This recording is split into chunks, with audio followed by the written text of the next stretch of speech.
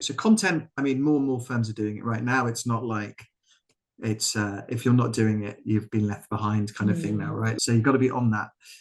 Content builds brand builds leverage, and leverage builds demand, right? So that's like the kind of flow, and it's incredibly impactful, and there's many platforms you can do it on. And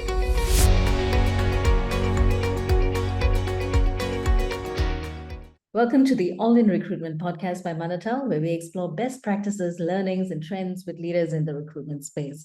If you like our content, please subscribe to our channels on YouTube and Spotify. Stay tuned for our weekly episodes. My name is Lydia, and joining us today is Lewis Mallet, founder and CEO of Bentley Lewis. Welcome, Lewis, and thank you for joining us. Pleasure. Thank you so much for having me. I really appreciate it, Lydia.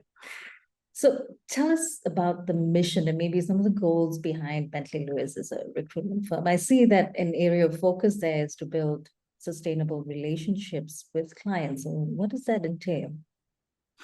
So there's a few things. I think going back to like our mission, as cheesy as it might sound, we want to just help make the world a little bit better, one placement at a time. I think being a recruiter, we do exec search, so we focus on senior leadership roles. I think it's really important to remember that you're dealing with humans and their lives, and they earn money and happiness and all of these kind of things. I think it's important to behave in the right way and be human. And so for me, that's like our driving thing, right? Like we want to be good humans. You're not just placing a resume or a CV or piece of paper. You're connecting humans together. And I think that's super powerful. And for me, that stems into everything that we do. So, building client relationships, our business, recruiting is a P2P business. It's person to person, right? You might be hiring for, I don't know, one particular company because, you're friends with the HR director, they move somewhere else, suddenly you recruit for another firm. And so, it's B2B because companies pay us, but the whole game is P2P. I think almost every business is P2P, right? And so you have to focus on building long-term relationships with people. Otherwise, that's it. You're not in business, right? It just doesn't work. And so everything we do, it's about people.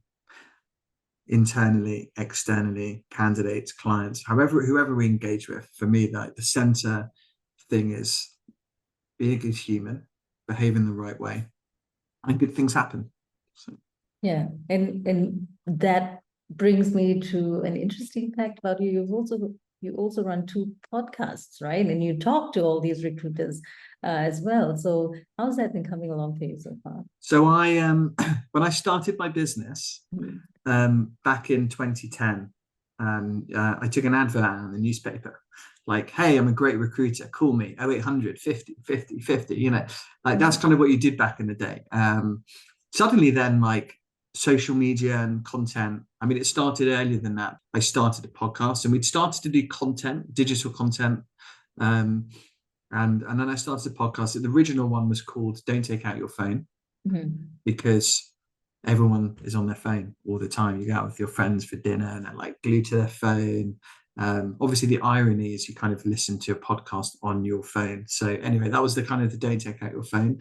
And it was to generate content. So macro content. So like longish, I mean, like maybe 45 minutes to an hour podcast, free form conversations like this with CEOs, founders, business leaders about their story and their journey and stuff like that. And it started to be transformational for my business. I think content is king now, right? Like attention is currency. You want people to see you. And a great way to do that is through content, educational content, like stuff like this, right? You guys have a recruiting database and you're doing a podcast and all of these stories and stuff. And it's so powerful, right? So I did that early on. And then we started to build a nice marketing team. And we then started the Recruitment show, which is my main podcast now.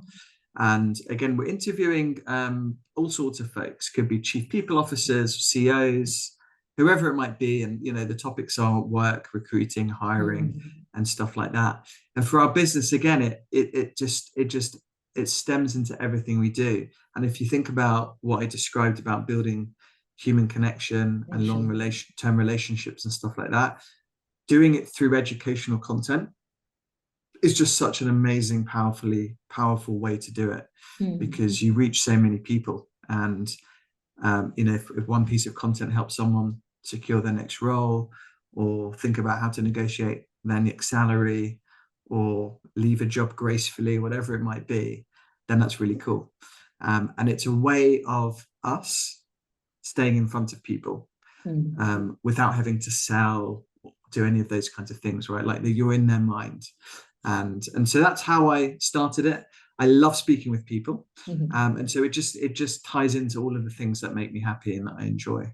That's interesting, because it's also, I mean, these conversational skills would also go back to how you deal with your clients and your candidates, and they also enrich the business in terms of understanding what the trends might be, what's top of mind for executives, right? So in your view, what might be some of the most significant recruitment trends you've observed this year, particularly?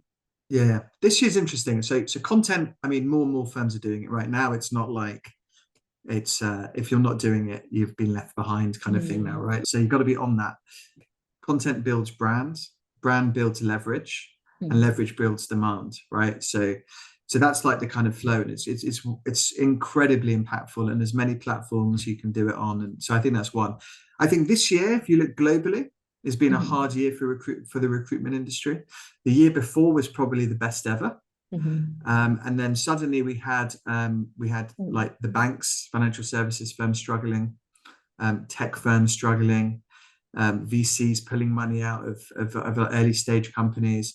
We had like, a million things going on in the world. For the recruitment industry, that's led to, I think I read a survey recently on the US recruiting industry, and I think on average firms there are down 35-40% or so. So I think this year, if recruitment firms sit down and look at the numbers and stuff, it will go down as a difficult year, not a dreadful year, a bit stodgy, I like to call it. So like some industries are doing better than others, some are hiring, some aren't. It kind of depends where as a recruiting agency, like where you fit. If you're focusing just on tech, like it would have been a nightmare year for you. Just on financial services, also very tricky. But then other industries have done pretty well, like life sciences is, so it's not like universally terrible, but I'd say on average a difficult year for the recruiting industry. Then you've obviously got AI and stuff, and Technology, firms like yours integrating it into your platforms, and it's kind of standard that you have AI baked into recruiting software that can write resumes, write your cover sheets, write emails for you, like all of this kind of stuff. So the wonderful thing with this AI stuff for recruiting, for me, is it will probably give my team like, let's say 2 hours a day back, maybe more, right? So 2 hours a day, that's 10 hours a week. How are you going to invest your 10 hours a week now you have it back? And so for me, like, recruiters need to spend more time doing what they're good at, which is having conversations, human conversations. We can let AI do AI stuff and automate a lot of the manual tasks or the things that have taken a while, like writing stuff, and we can focus more on the human things.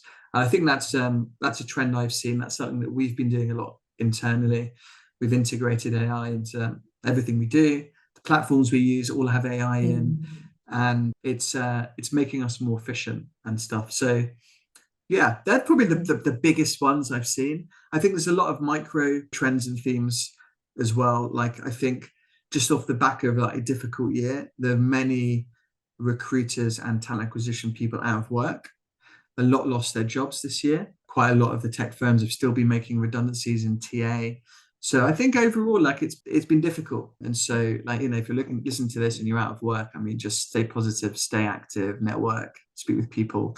Things change, I think we're maybe at the bottom. It's super hard to know because so many things are happening. But I think a lot of the clients we speak with, there's some big hiring plans. We already have seen an uptick this last 6 weeks in searches. I'm cautiously optimistic about next year.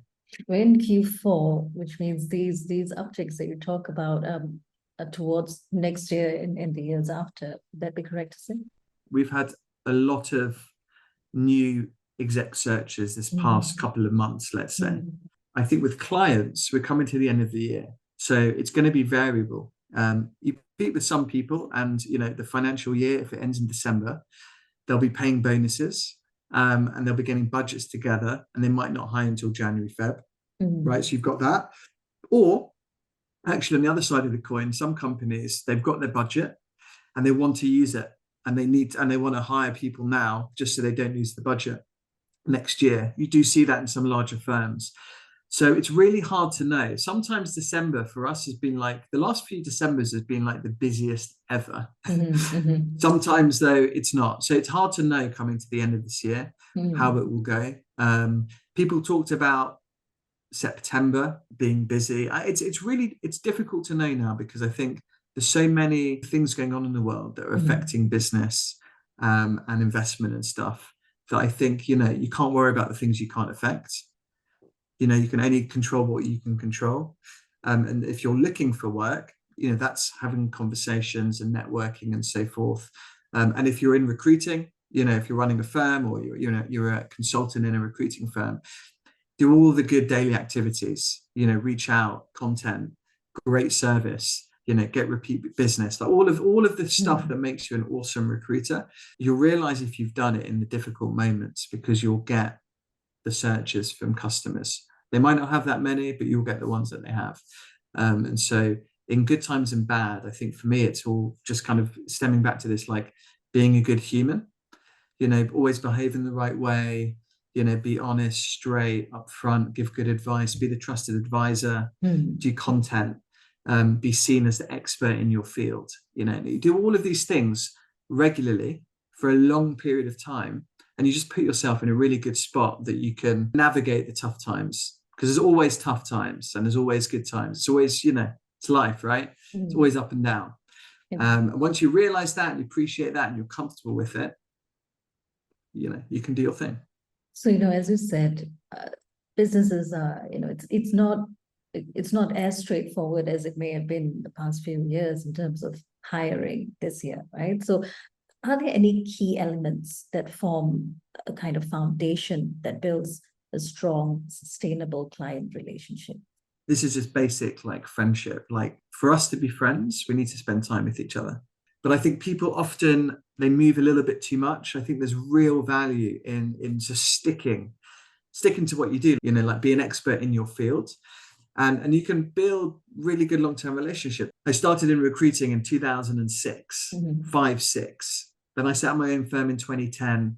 So I've been in the game for a while, the same game, and it's got a bit more global and it's expanded into different industries. Obviously, I've evolved into not just an incredible exec search consultant, but a CEO. So the role changes. But I'm still recruiting for people that I recruited for in 2006.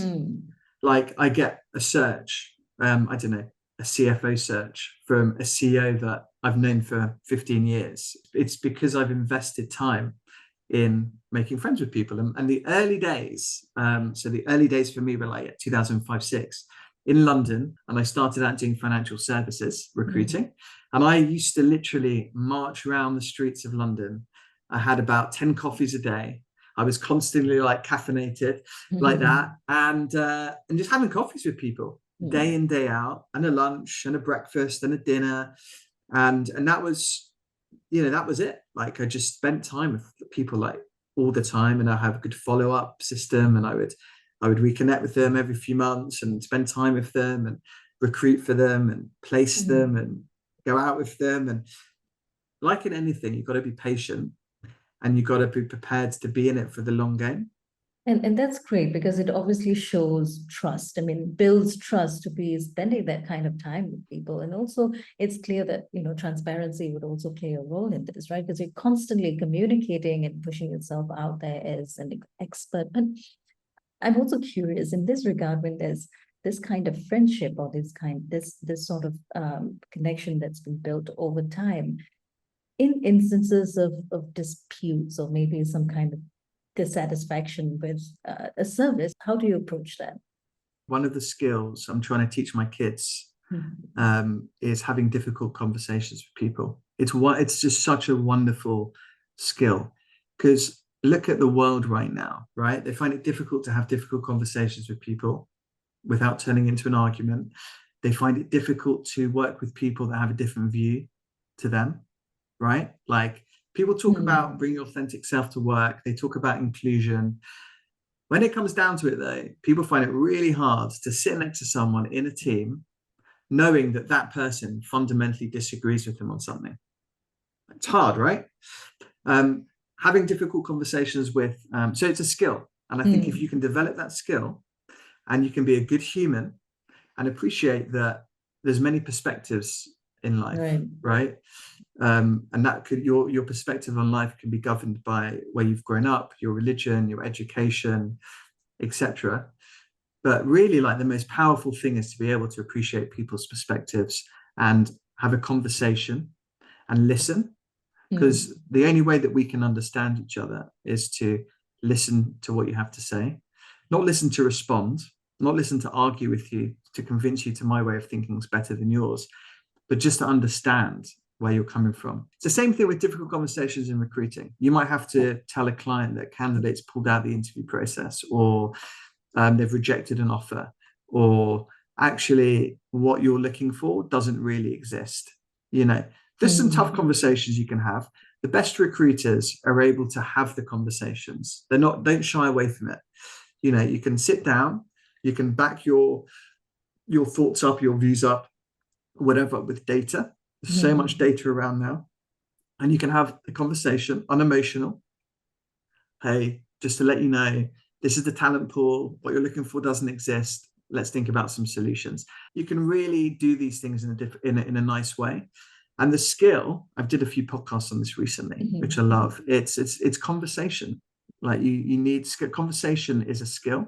To have a conversation is a skill.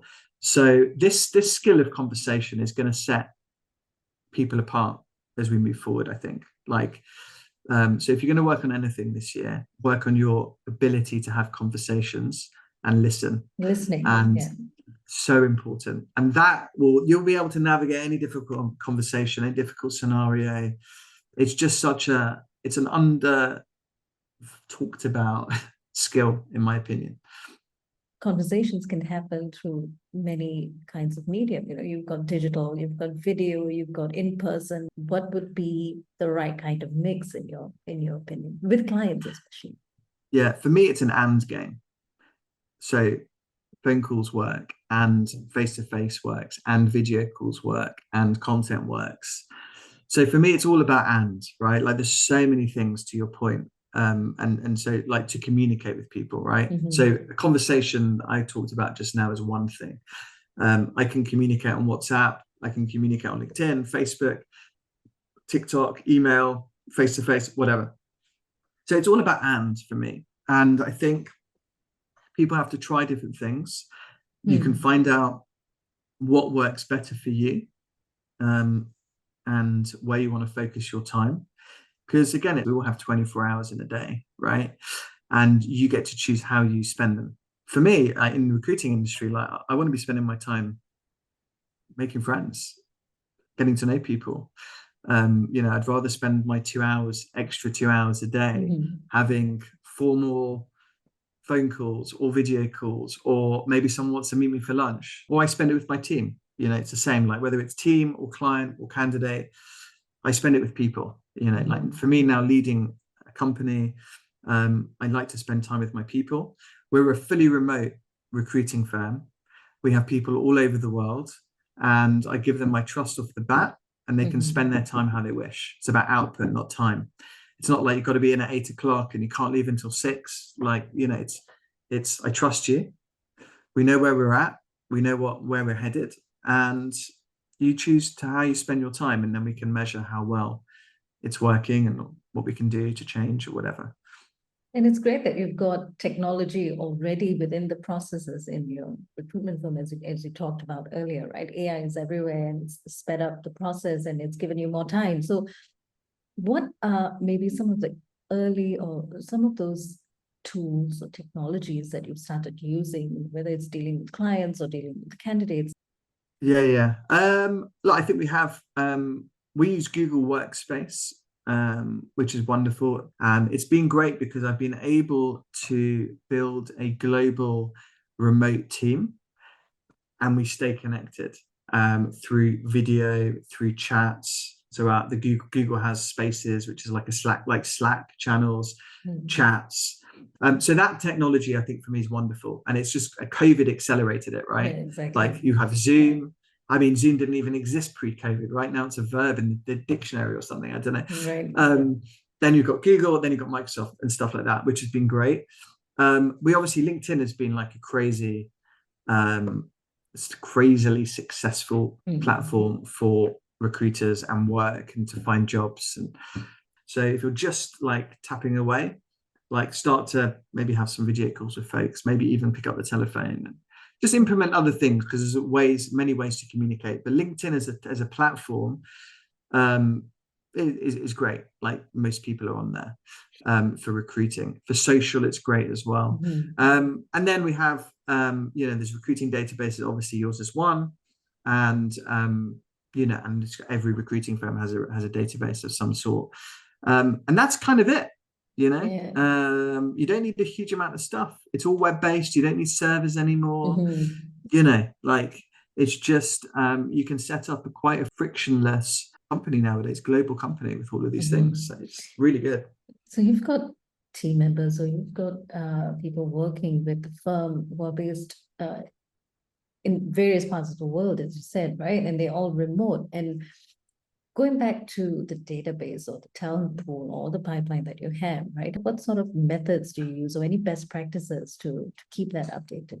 I think you've got to select the right database, because again, if you don't have the right database and it's not easy to use, your team won't use it. And actually the aim isn't to just, for me, like the database isn't to police my team. We're doing exec search. And so really we want to be delivering great work for clients. And we could be using the database to source people. We could use LinkedIn, many other places to source, and we do bespoke stuff. So the aim isn't just to keep this database updated. It's to deliver great work for clients. All of this technology is in the background, making us hopefully give a 5-star service to customers, which is finding people, setting them, interviewing them, all of that stuff. So yeah, there's no other tech that we would use to ensure that our database is good. I mean, I think it's just about selecting the right one, making sure it has the right tools that my team want to use and that they use it. And again, for me, it's like, back to this conversation thing, I'm like listening to my team, and if they're not using it, or if it's not good to use and whatever, they'll lean out, and I'm cool with that. And you have to think about, well, what do we need? Because you need something that people will use. Yeah, and that goes back to also the kinds of, what are the traits, or what sort of skill set should a recruiter today have in order to be successful if they're starting out today in recruitment? Yeah. So for me, I've got this phrase, and it's not mine. I'd love to have it as my own quote, but it's not. But it's called batteries included. So I wanna find someone that is an A+ human, that loves recruiting, that has an open mindset, so wants to learn and develop and grow and stuff like that. If they've got those 3 things, then we're like, they've got batteries included. So they're ready to go, and they're ready to learn and develop and grow. And that's it. Like, that's it. Those 3 things is what we're looking for from someone entering into recruiting. If they're more experienced and they want to lead a function or do business development, grow an area, then maybe you also have they need to have a decent network. So, if you're, to my point, if you've got to be in the game for a while, if you're in the game for a while, you'll build up a good network. And then suddenly when you're ready to build something and do business development, you have a following of people. So, but for me, like, number 1 is this A+ human. And I'd much rather hire an A+ human with B- skills than a C+ human with A+ skills. What is an A+ human? Kind, empathetic, considerate, honest, open, there for you. Like when the going gets tough, they're the people you want next to you in the trenches. Those people that will be there for you when it's good, be there for you when it's bad, and you can rely on them. People that can be relied upon, and people that will go far in life. Be there for people, they'll be there for you. They're the people you want in your team.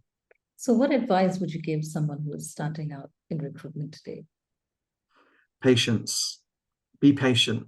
And I know a lot of people you fall into recruiting, right? Like no one dreams about being a recruiter when they're growing up, right? Often you'll just land into it, or you're good at sales. And so you're like some large recruiter will want someone with sales experience and whatever. You'll end up in it. For me, it's about trying things.